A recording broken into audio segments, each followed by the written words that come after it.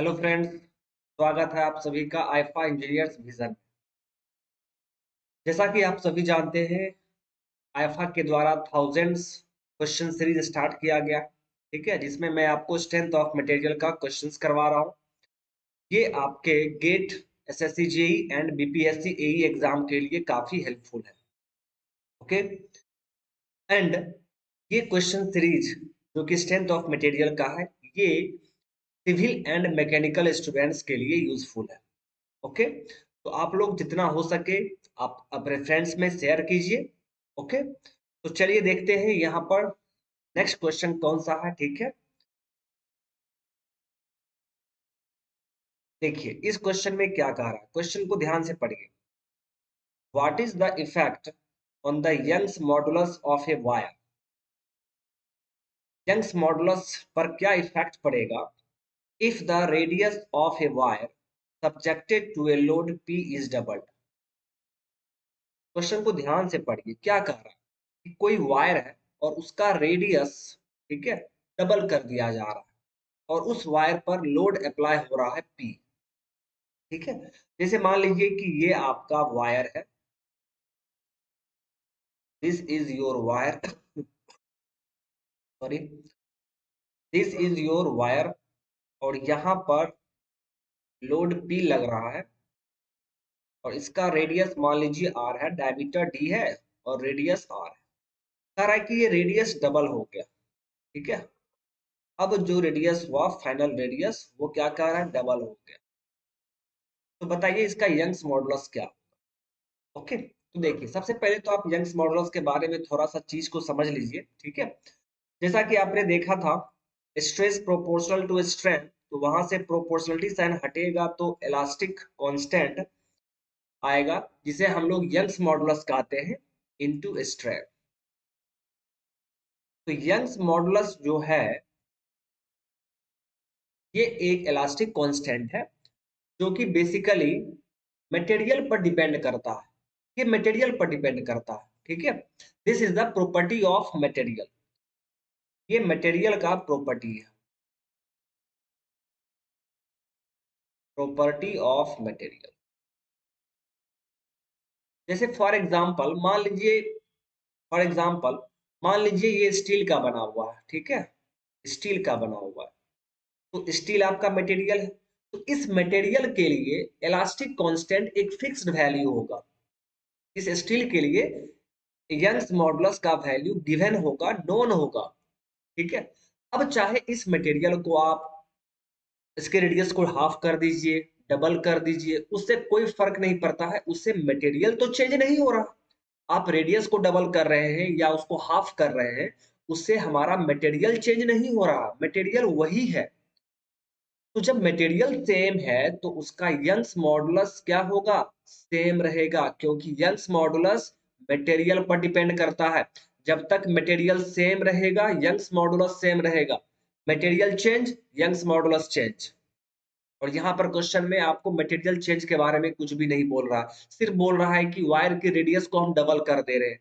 यानी इसका मतलब यह है कि वायर जिस मटेरियल का था उसी मटेरियल का है, बस रेडियस को हम लोग डबल कर रहे हैं। तो मटेरियल सेम है माय डियर, मटेरियल सेम है, इसका मतलब ही है कि यंग्स मॉडुलस भी सेम होगा। ये मटेरियल पर डिपेंड करता है, इस चीज को आप ध्यान रखेंगे। ठीक है, तो इस क्वेश्चन का आंसर क्या हो जाएगा, कह रहा है कि रेडियस ऑफ वायर डबल हो गया। ठीक है, इसके बावजूद भी यंग्स मॉडुलस पर कोई इफेक्ट नहीं पड़ेगा, यंग्स मॉडुलस रिमेन्स अनअफेक्टेड। ठीक है, सो इसका करेक्ट आंसर क्या होगा, option D. Option D is the correct answer. ठीक है, रिमेन्स अनअफेक्टेड। तो देखिए ये क्वेश्चन आपका एग्जाम में पूछा जाता है। ठीक है, तो आपको ध्यान में रखना है कि यंग्स मॉडुलस क्या होगा। ठीक है, ये सिर्फ मटेरियल पर डिपेंड करता है, ये मटेरियल का प्रॉपर्टी है। तो चाहे आप डायमीटर को चेंज कर रहे हैं, ठीक है, लोड को चेंज कर रहे हैं, ठीक है, उससे यंग्स मॉडुलस के वैल्यू पर कोई इफेक्ट नहीं पड़ेगा। ओके, तो इस सभी चीज को आप ध्यान में रखें। चलिए अब हम लोग नेक्स्ट क्वेश्चन की तरफ मूव करते हैं। ठीक है, देखिए अब इस क्वेश्चन के बारे में थोड़ा सा हम लोग अच्छे से देखेंगे। बहुत ही अच्छा क्वेश्चन है, क्या कहा, कह रहा है which of the following statement is true for sudden loading. यहां पर देखिए सडन लोडिंग, सडन लोडिंग का मतलब क्या होता है, पहले इस चीज को आप समझिए। सडन लोडिंग का मतलब होता है कि एकाएक लोड एक्ट कर रहा है, एकाएक लोड एक्ट किया, तो उस टाइम क्या सही होगा, कौन सा स्टेटमेंट सही है, ये आपसे पूछा जा रहा है। ठीक है, तो चलिए इसको बताने से पहले मैं इस थोड़ा सा आपको एक चीज बताने जा रहा हूं, इम्पैक्ट लोड। पहले इसके बारे में हम लोग बात कर लेते हैं, फिर हम लोग इस क्वेश्चन को देखेंगे। इम्पैक्ट लोड, तो इम्पैक्ट लोड का मतलब क्या है, तो आप नाम से ही समझ गए होंगे, ऐसा लोड जो बहुत कम टाइम के लिए अप्लाई हो, act for a very short interval of time, very short interval of time.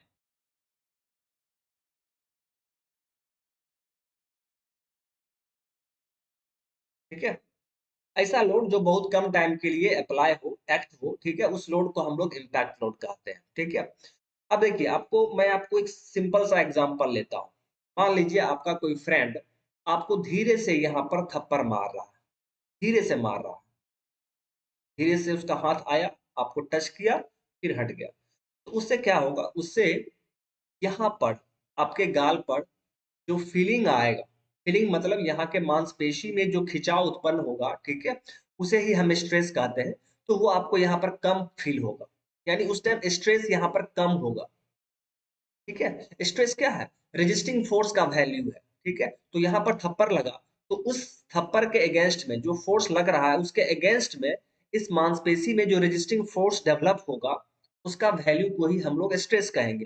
तो आप यहाँ पर कम फील करेंगे, आप चोट को कम फील करेंगे, आपका मांसपेशी यहाँ पर, ठीक है, उसमें तो आपको दर्द फील होगा, लेकिन वो कम फील होगा।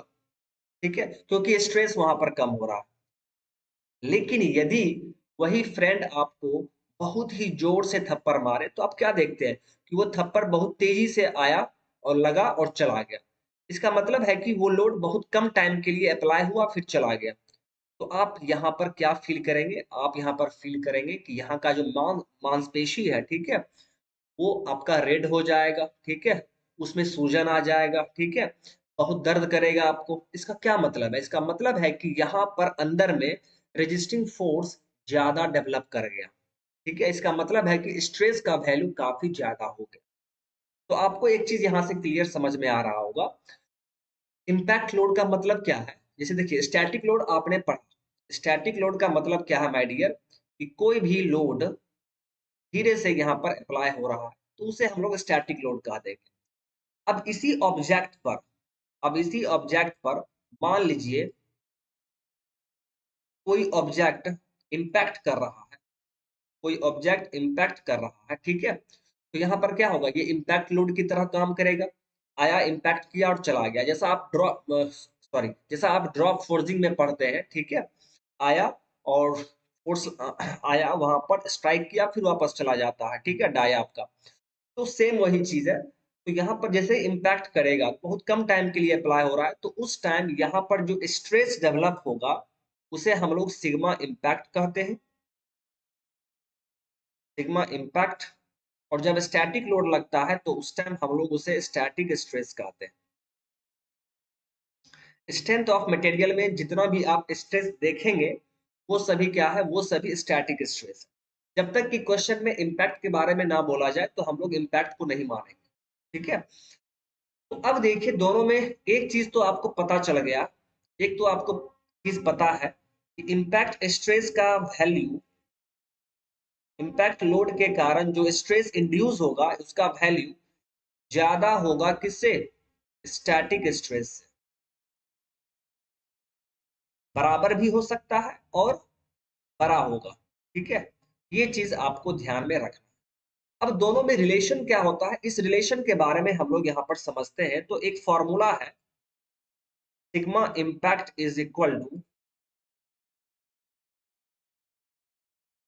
Sigma static into I F, into I F, ये फॉर्मूला है। Impact stress is equal to static stress into I F. I F यहाँ पर क्या है, तो आई एफ को हम लोग बोलते हैं impact factor. This is called impact factor. और इसका फॉर्मूला क्या होता है ये देखिए, 1 + √1 + 2h/डेल्टा स्टैटिक, 2h/डेल्टा स्टैटिक, ये फॉर्मूला होता है इम्पैक्ट फैक्टर। ठीक है। अब यहाँ पर आपको दिमाग में आ रहा होगा कि सर डेल्टा स्टैटिक क्या होता है। ठीक है, डेल्टा स्टैटिक यहाँ पर हम लोग देख रहे हैं, तो ये होता क्या है। तो जिस तरह आप देख रहे हैं सिग्मा स्टैटिक, उसी तरह डेल्टा स्टैटिक। सिग्मा का मतलब क्या है, स्ट्रेस, यानी स्टैटिक स्ट्रेस। डेल्टा इम्पैक्ट का मतलब क्या है, इम्पैक्ट डिफॉर्मेशन। डेल्टा का मतलब डिफॉर्मेशन होता है, दैट मीन्स ये डिफॉर्मेशन हो गया। ठीक है। अब यहाँ पर देखिए, तो स्टैटिक इम्पैक्ट में आपको एक चीज क्लियर होना चाहिए, जिसमें स्टैटिक लगा हुआ है इसका मतलब है कि वहां पर स्टैटिक लोड काम कर रहा है। इम्पैक्ट जहां लगा हुआ है इसका मतलब इम्पैक्ट लोड के कारण। तो जैसा कि मैंने आपको यहाँ पर छोटे से फिगर में दिखाया है, यहाँ पर स्टैटिक लोड लग रहा था, स्टैटिक लोड पी लग रहा है, तो स्टैटिक स्ट्रेस मिलेगा। तो यहाँ पर जो डिफॉर्मेशन होगा, डिफॉर्मेशन होगा हल्का सा, ठीक है, उस डिफॉर्मेशन को हम लोग डेल्टा स्टैटिक कहेंगे। यानी स्टैटिक लोड के कारण जो डिफॉर्मेशन होगा उसे हम लोग स्टैटिक डिफॉर्मेशन कहेंगे, जिसका फॉर्मूला आपने देखा था, डेल्टा स्टैटिक का फॉर्मूला आपने देखा था PL/A, PL/A, ये फॉर्मूला आपने देखा था। ठीक है, तो यहाँ पर हम लोग वही फॉर्मूला यूज करेंगे। तो ये चीज आपको ध्यान में रखना है, इम्पैक्ट स्ट्रेस होता क्या है, वहां पर आई एफ क्या है, इम्पैक्ट फैक्टर। अब यहाँ पर देखिए एच क्या है, एच है my dear height, H is height. अब सेकेंड फिगर में आप जो देख रहे हैं इम्पैक्ट लोड, ये ऑब्जेक्ट यहां से फॉल कर रहा है और यहाँ पर आ रहा है, तो यही इसका हाइट। कोई भी बॉडी किस हाइट से, कोई भी लोड किस हाइट से एक्ट कर रहा है, ठीक है, तो उसे हम लोग क्या कहेंगे, सिंपली एच कहेंगे, एच से डिनोट करेंगे। तो एच यहाँ पर हाइट है। ओके, तो हम लोग हाइट अगर क्वेश्चन में दिया हुआ है तो स्टैटिक डिफॉर्मेशन निकाल के हम लोग इम्पैक्ट फैक्टर आसानी से निकाल सकते हैं। ओके, चलिए अब इसके आगे देखते हैं, थोड़ा सा ध्यान देंगे आप लोग। ये तो हो गया इम्पैक्ट लोड के बारे में। अब क्वेश्चन में क्या कह रहा है, क्वेश्चन में कह रहा है सडन लोडिंग। चलिए इस चीज को समझते हैं। आपके क्वेश्चन में लिखा हुआ है सडन लोडिंग। सडन लोडिंग का मतलब है एकाएक।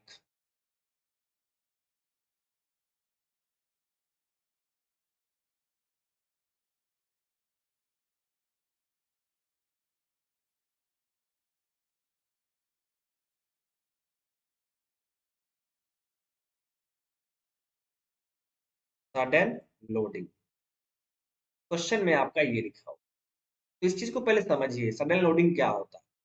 ये एक तरह का इम्पैक्ट लोड ही है, लेकिन इम्पैक्ट लोड का ये स्पेशल केस है। कैसे, आप ये समझिए, जैसे मान लीजिए ये आपका वेइंग मशीन है, ये आपका वेइंग मशीन है, वजन नापने वाला मशीन है। तो आप क्या करते हैं, आप यहाँ पर जाते हैं, ठीक है, ये मान लीजिए आप हैं, तो यहाँ पर गए और आप एकाएक यहाँ से इस पर खड़े हो जाते हैं, खड़े होते हैं ना जी, आप एकाएक इस पे खड़े हो जाते हैं। तो क्या आप जो एकाएक खड़े हो रहे हैं वहां पर, तो क्या आप कुछ हाइट से आप वहां पर जा रहे हैं, बिल्कुल नहीं। ठीक है, आप ग्राउंड पर खड़े हैं, ग्राउंड पर ही आपका वेइंग मशीन रखा हुआ है, तो आप तुरंत उस पर खड़े हो जाते हैं। तो ये भी एकाएक हो रहा है, एकाएक हो रहा है ना। कुछ समय पहले, कुछ सेकंड पहले वेइंग मशीन खाली था और तुरंत आप उस पर आ जाते हैं, तो कम टाइम के लिए अप्लाई हो रहा है।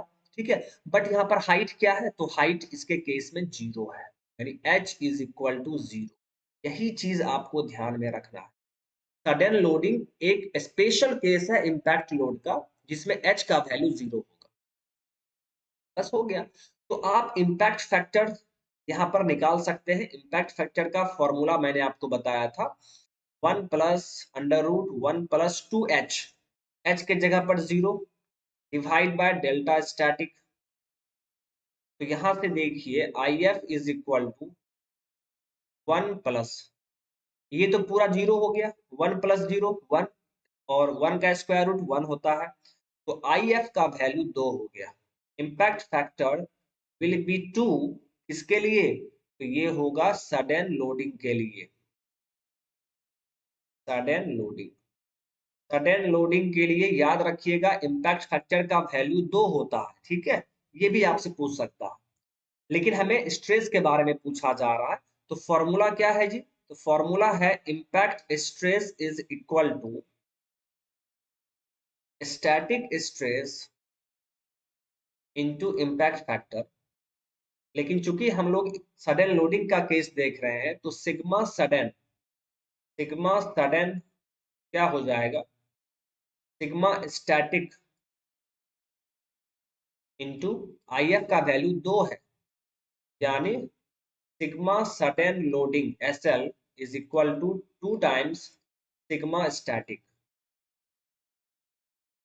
यानी यदि सडन लोडिंग होता है, ठीक है, जितना लोड एक्ट कर रहा है, यदि वही लोड स्टैटिक लोड की तरह काम करता बॉडी पर, तो उस टाइम स्ट्रेस कम इंड्यूस होता। लेकिन जब वही लोड सडन लोडिंग की तरह काम करेगा बॉडी पर, तो स्ट्रेस जस्ट डबल हो जाएगा। स्ट्रेस जस्ट डबल हो जाएगा माय डियर, ठीक है। तो इसका एग्जांपल आप अपने हैंड थप्पड़ से मान सकते हैं। थप्पड़ का जो फोर्स है, लोड है, ठीक है, वो आपका क्या होगा? यहाँ पर एक बार आप धीरे से लगाइए, एक बार जोर से लगाइए, तो वो एग्जाम्पल मैंने आपको समझा दिया है, ठीक है। तो यही होगा, यही आपका आंसर है। तो ऑप्शन में देखिए क्या कह रहा था, आपसे पूछा जा रहा था कि सडन लोडिंग के केस में क्या सही होगा। तो ऑप्शन पढ़िए। फर्स्ट ऑप्शन क्या कह रहा है? Stress induced in sudden loading is double that of normal loading. यही तो आपने देखा, यही आपने देखा अभी कि सडन लोडिंग में जो स्ट्रेस इंड्यूस्ड होगा वो नॉर्मल लोडिंग का डबल होगा। नॉर्मल लोडिंग का जस्ट डबल हो जाएगा, ठीक है। यही क्वेश्चन आपसे पूछा जा रहा था, ठीक है। तो इसका करेक्ट आंसर ऑप्शन ए होगा, ठीक है। चलिए, अब इसके आगे हम लोग बात कर लेते हैं।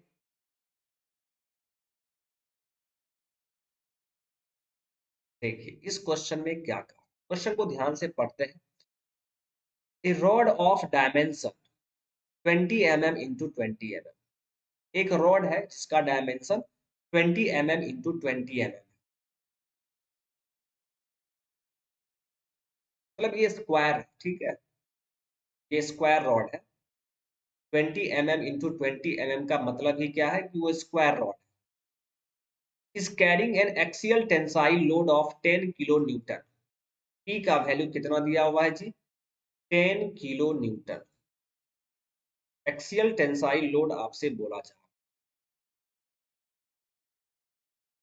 मॉडुलस ऑफ इलास्टिसिटी भी गिवन है, कितना दिया हुआ है यंग्स मॉडुलस? तो ये दिया हुआ है 250 मेगा पास्कल। मेगा पास्कल का सिंपल मतलब है, आप मेगा पास्कल को डायरेक्ट न्यूटन पर एमएम स्क्वायर लिख सकते हैं। जहां भी आपको मेगा पास्कल दिखे, आप डायरेक्ट उसे न्यूटन पर एमएम स्क्वायर लिख सकते हैं, ठीक है। फिर आपसे क्या पूछा जा रहा है? Then the strain induced due to this load, इस लोड के कारण यहाँ पर कितना स्ट्रेन इंड्यूस्ड होगा, इसके बारे में आप बताइए। यानी स्ट्रेन आपसे पूछा जा रहा है, ठीक है। यही क्वेश्चन है आपका। तो चलिए देखते हैं, ठीक है। काफी आसान सा क्वेश्चन है, आपसे स्ट्रेन पूछा जा रहा है, ठीक है। तो स्ट्रेन देखिए आप कैसे निकालेंगे।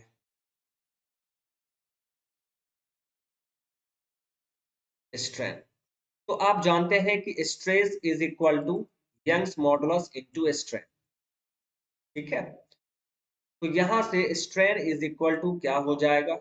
Stress by Young's modulus. Stress को आप कैसे लिखेंगे? P by area into Young's modulus. चलिए बस अब यहीं पे वैल्यू पुट कर दीजिए, आपका आंसर आ जाएगा। लेकिन ध्यान रखना है, नीचे में आप यंग्स मॉडुलस देख रहे हैं और इसका यूनिट न्यूटन पर एमएम स्क्वायर है, न्यूटन में है। और पी जो कि लोड है उसका यूनिट किलो न्यूटन में है। तो आपको यहाँ पर इसे चेंज करना होगा, न्यूटन में आपको लिखना होगा, ठीक है। तो 10 किलो न्यूटन को आप क्या लिखेंगे? 10 into 1000 divide by area. Area कितना होगा? 20 mm into 20 mm। Young's modulus कितना है जी? 250 मेगा पास्कल। अब आप इसका यूनिट चेक कर लीजिए, क्योंकि स्ट्रेन है यहाँ पर यूनिट लेस होना चाहिए, तो क्या सभी यूनिट कैंसल आउट हो रहा है या नहीं, आप ये चीज चेक कर लीजिए। ऊपर में देखिए लोड था, तो लोड में आपने क्या किया, उसको न्यूटन में चेंज कर दिया। ओके, नीचे में देखिए 20 mm into 20 mm, that means mm square है वो, और 250 का यूनिट क्या है? न्यूटन पर mm स्क्वायर, यही है ना जी। mm square cancel out, Newton Newton cancel out, तो यूनिट लेस हुआ ना, इसका मतलब कि आपका कैलकुलेशन सही जा रहा है। अब आप यहाँ पर सॉल्व कर लीजिए, ठीक है। एक जीरो, फिर यहाँ से देखिए एक जीरो, 2 से ये आपका 50 टाइम्स में, 2 से 25 टाइम्स में, और 25 से 10 टाइम्स में, तो 1/10 हो गया। यानी स्ट्रेन इज इक्वल टू 1/10। यानी आप सिंपल कह सकते हैं कि strain is equal to 0.1। Strain का वैल्यू 0.1 होगा इस क्वेश्चन का आंसर, ठीक है। इस क्वेश्चन का आंसर आपका ऑप्शन ए होगा 0.1। ये तो काफी आसान क्वेश्चन था, ठीक है। इसमें कुछ नहीं करना था, बस आपको स्ट्रेन निकालना था। तो आप जानते हैं हुक्स लॉ के द्वारा up to proportional limit stress will be directly proportional to strain.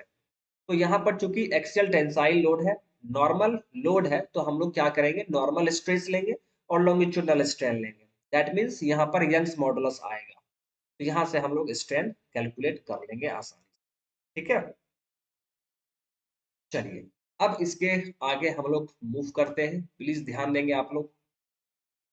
देखिए इस क्वेश्चन में क्या कह रहा है, क्वेश्चन को ध्यान से समझिए। काफी अच्छा क्वेश्चन है, थ्योरेटिकल क्वेश्चन है, और ये पूछा जाता है। The state when tensile or compressive stress is equal in all directions within or external to a body is known। कह रहा है कि किसी भी बॉडी पे यदि टेंसाइल स्ट्रेस सभी डायरेक्शन में बराबर हो या कॉम्प्रेसिव स्ट्रेस सभी डायरेक्शन में बराबर हो, तो उस स्टेट को हम लोग क्या कहते हैं। बात समझ में आ रहा है, क्वेश्चन समझ में आ गया होगा आप। जैसे देखिए, मान लीजिए कि ये बॉडी है,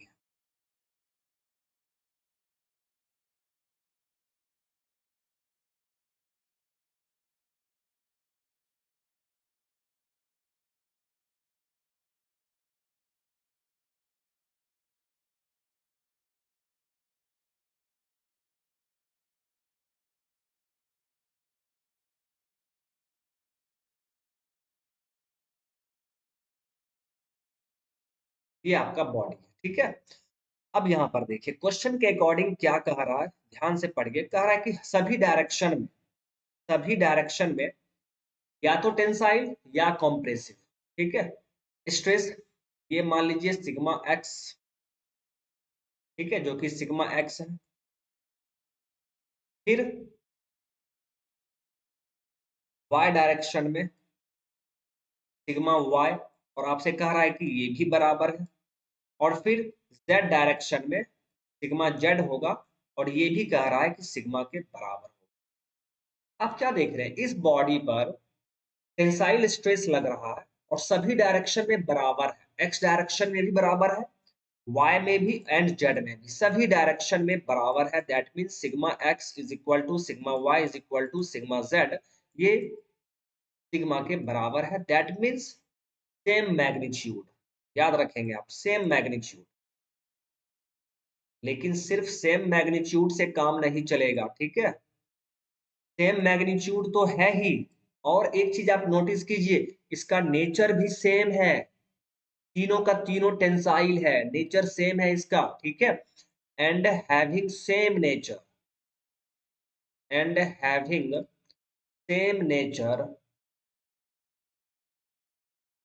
अगर ऐसा है, ठीक है, दोनों पॉइंट अगर आपको मीट कर रहा है, कहीं पर भी मिल रहा है, तो उस स्टेट को हम लोग हाइड्रोस्टैटिक स्ट्रेस कंडीशन कहते हैं।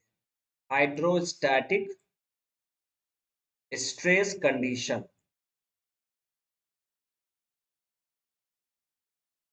या आप इसको, एक और नाम है, ठीक है, मैं आपको बता दे रहा हूं, और spherical stress condition, spherical state of stress condition.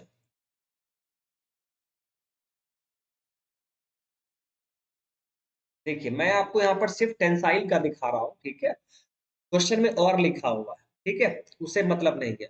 यदि आप यहाँ पर कंप्रेसिव दिखाते हैं तो तीनों डायरेक्शन में कंप्रेसिव होना चाहिए, एक्स में भी, वाई में भी, जेड में भी कंप्रेसिव होना चाहिए, नेचर भी सेम होना चाहिए, मैग्नीट्यूड तो सेम होना ही चाहिए, तीनों डायरेक्शन में मैग्नीट्यूड स्ट्रेस का सेम होना चाहिए, साथ ही साथ नेचर भी सेम होना चाहिए। मतलब यदि एक टेंसाइल है तो तीनों का तीनों टेंसाइल होना पड़ेगा, या एक कंप्रेसिव है तो तीनों का तीनों कंप्रेसिव होना पड़ेगा, तभी आप इसे हाइड्रोस्टैटिक स्ट्रेस कंडीशन कहेंगे, तभी आप कहेंगे। मान लीजिए स्ट्रेस का मैग्नीट्यूड सेम है, तीनों डायरेक्शन में मैग्नीट्यूड सेम, लेकिन फिर आप क्या देखते हैं, एक्स और वाई डायरेक्शन में टेंसाइल है और जेड डायरेक्शन में कंप्रेसिव है, तो नेचर सेम नहीं हुआ, तो क्या हम लोग इसे hydrostatic state of stress condition कहेंगे? बिल्कुल नहीं कहेंगे। मैंने आपको कंडीशन यहाँ पर लिख दिया है कि स्ट्रेस का मैग्नीट्यूड सेम होना चाहिए और उसका नेचर भी सेम होना चाहिए, तब हम लोग कहेंगे कि ये hydrostatic state of stress condition में है, ठीक है। तो ये चीज आप ध्यान में रखेंगे और उसे ही हम लोग spherical state of stress condition भी कहते हैं, ठीक है। तो इसका आंसर क्या हो जाएगा? ऑप्शन बी बिल्कुल करेक्ट है। काफी इंपॉर्टेंट क्वेश्चन है माय डियर, ठीक है, काफी इंपॉर्टेंट है। ओके, तो चलिए आज के सेशन में, आज का सेशन हम लोग यहीं पे स्टॉप करते हैं, फिर हम लोग नेक्स्ट सेशन में मिलते हैं, ठीक है। और भी कुछ इंपॉर्टेंट इंपॉर्टेंट क्वेश्चंस मैं लेके आऊंगा और उसका पूरा थ्योरी हम लोग यहाँ पर देखेंगे, ठीक है। तो जितना हो सके आप लोग इस चैनल को शेयर कीजिए अपने फ्रेंड्स में, ठीक है, ताकि आपके फ्रेंड्स को भी बेनिफिट मिल सके। ओके, तो थैंक यू, बाय बाय।